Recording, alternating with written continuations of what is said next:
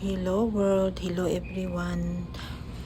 How is everybody doing? I am here walking while waiting for the car to finish to have oil change. Auto care plants. Look at those over there. Oh, there's a gas over here. Let's see all this They have a for beacon. your mower needs area here. Walk while my car is at the oil change, walking around the Walmarts for exercise. That's the best thing I can do instead of sitting down and waiting over there by the waiting area. So I walk around, and that's my exercise for today.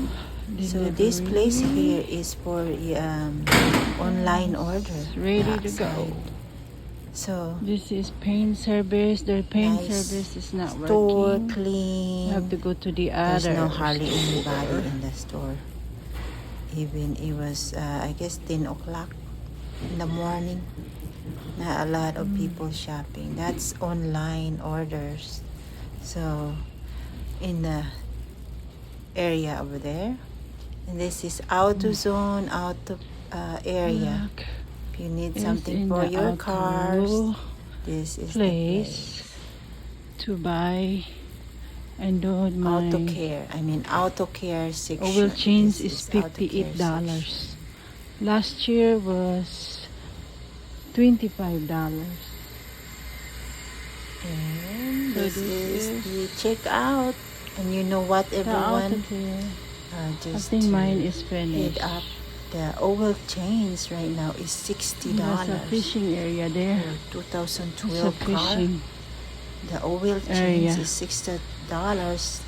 2 years ago, it was Car batteries over here. $25.